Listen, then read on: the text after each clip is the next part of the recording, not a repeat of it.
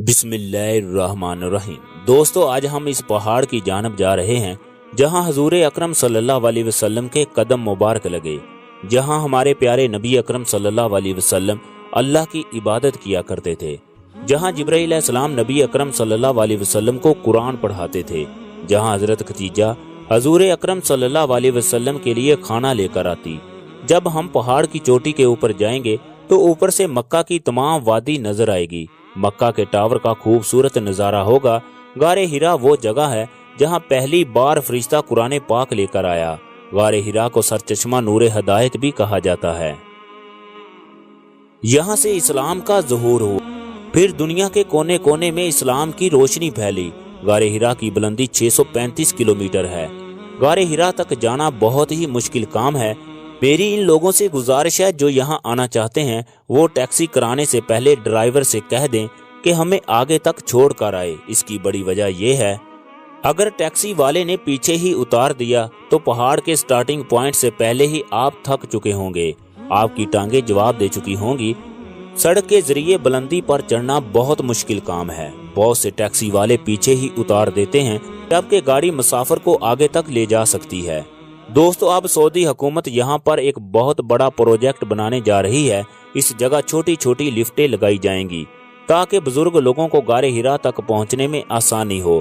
اس project کا آغاز بہت جلد ہونے والا ہے۔ اس پہاڑ پر چڑھتے ہوئے حضرت خدیجہ رضی اللہ تعالی عنہ کا واقعہ یاد آنے لگا جب وہ حضور پاک صلی اللہ علیہ وسلم کے لیے کھانا لے کر آتی۔ ذرا سوچئے، اس وقت تو یہاں سیڑھیاں بھی نہیں تھی۔ وہ کس قدر حوصلہ مند عورت تھی کہ مکہ کی سردار عورت ان پہاڑوں میں حضور اکرم صلی اللہ علیہ وسلم کے لیے کھانا لے کر آتی۔ سبحان اللہ۔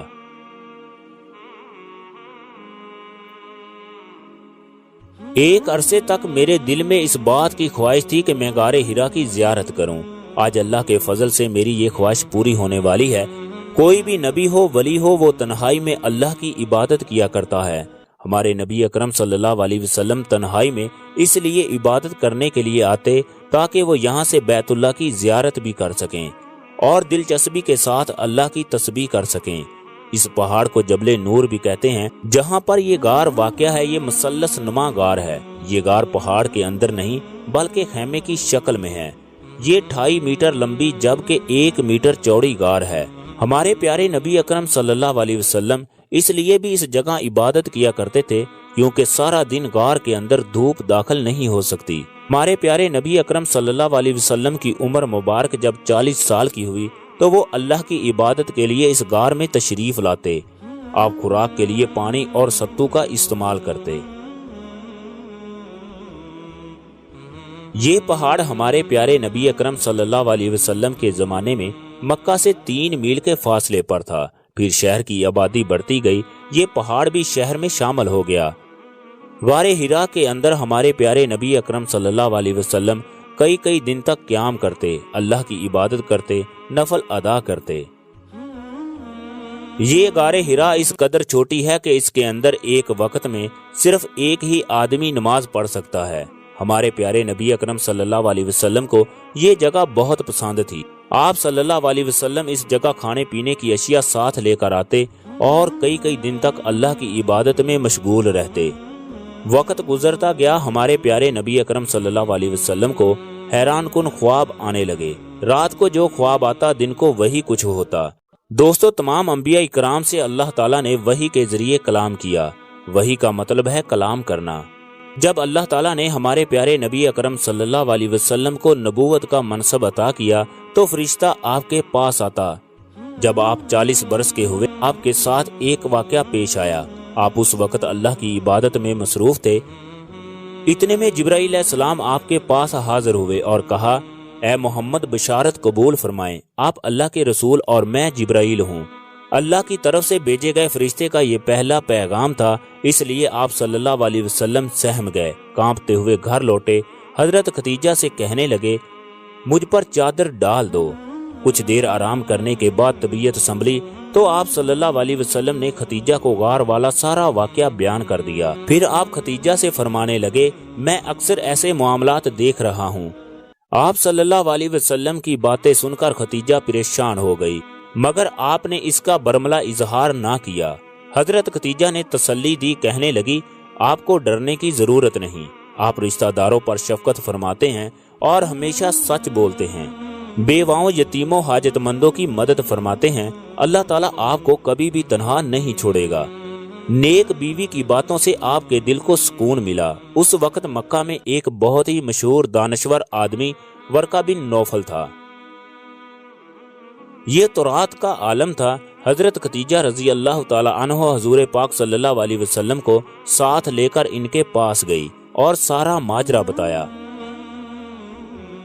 ورقہ بن نوفل حضور اکرم صلی اللہ علیہ وسلم کی باتیں بڑے غور سے سنتا رہا، پھر فوراً بولا، قسم اس ذات کی جس کے قبضے میں میری جان ہے، آپ تو اس امت کے نبی ہیں جس کا ذکر تورات میں کیا گیا ہے۔ یہ تو وہی فرشتہ ہے جو حضرت موسیٰ علیہ السلام پر، جو حضرت عیسیٰ علیہ السلام پر اور حضرت سلیمان علیہ السلام پر وحی لے کر آتا تھا۔ اب یہ قوم باقی نبیوں کی طرح تمہیں بھی جھٹلائے گی، آپ صلی اللہ علیہ وسلم کو طرح طرح کی تکلیفیں پہنچائی جائیں گی، یہ قوم آپ سے جنگ کرے گی۔ اگر میں اس وقت تک زندہ رہا تو میں ضرور آپ کی مدد کروں گا۔ اس کے بعد ورقہ بن نوفل نے آپ صلی اللہ علیہ وسلم کی پیشانی کو بوسہ دیا۔ آپ گھر واپس آ گئے اور کچھ دن بعد ہی ورقہ بن نوفل کا انتقال ہو گیا۔ ویڈیو میں آگے بڑھنے سے پہلے آپ کو بتا دوں کہ اوپر چڑھ کر کس طرح کا نظارہ ہے۔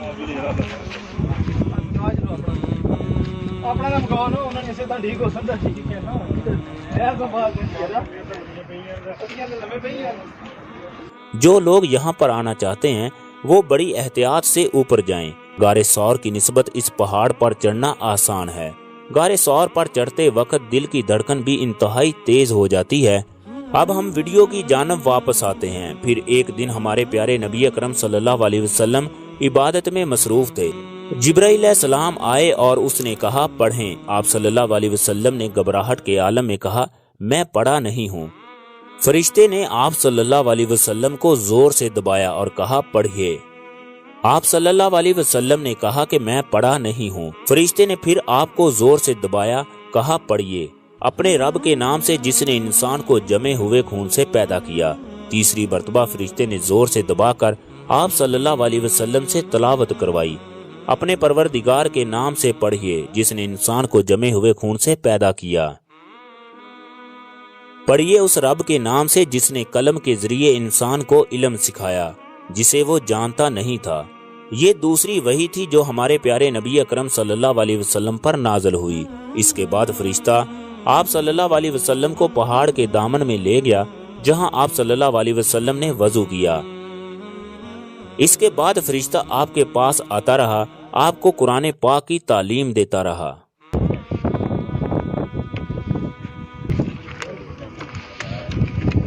اب ہم آگے بڑھتے ہیں۔ اوپر سے کس قدر خوبصورت نظارہ ہے۔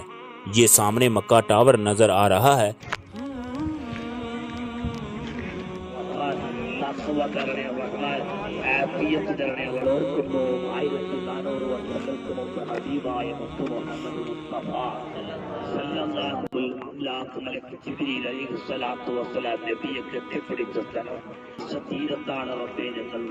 دوستو اب ہم اس مقام، اس جگہ پر پہنچ چکے ہیں جہاں ہر مسلمان کی خواہش ہے کہ وہ بس اس جگہ کی زیارت کر لے۔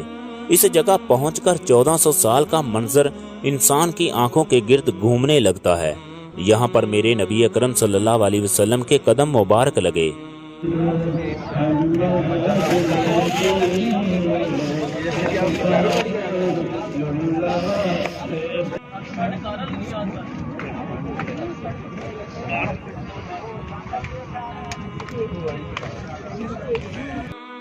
یہاں پر حضرت خدیجہ کھانا لے کر آتی۔ اس جگہ پر ایک ایسی بلی بھی رہتی ہے جس کو اس جگہ سے خاص عقیدت ہے۔ یہ غار ثور کی نسبت خطرناک جگہ ہے۔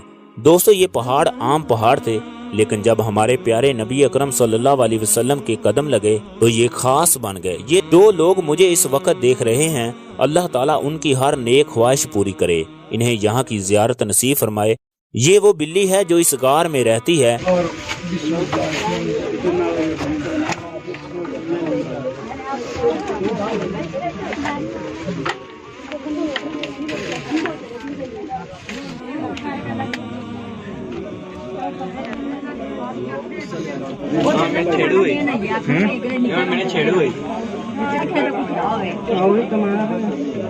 خیال کرو میری امی کو لے لیں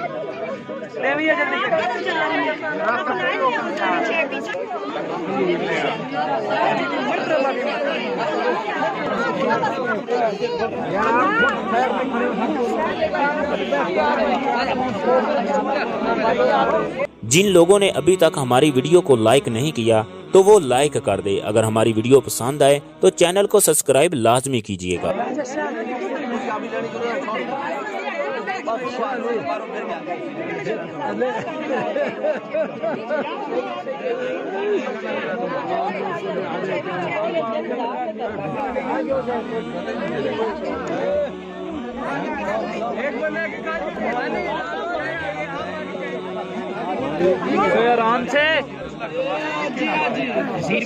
دوستو یہاں پر رش بہت زیادہ ہے. یہاں وہ مقام ہے جہاں سے ایک روشنی نکلی, اس نے پورے جہان کو روشن کر دیا.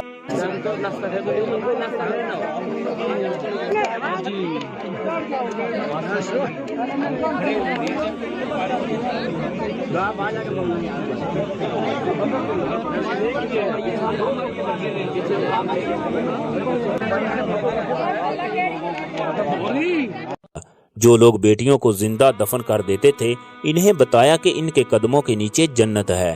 اللہ کی پہچان کروائی, خانہ کعبہ کو شرک سے پاک کروایا, دنیا کو محبت کا درس دیا.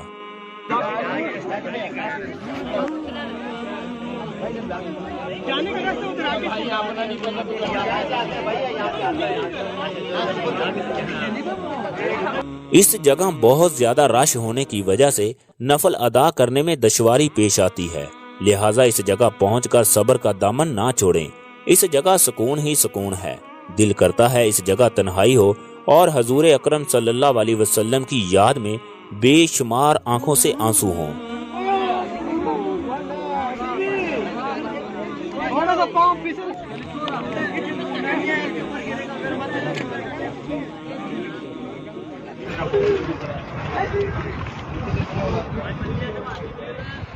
Thank you.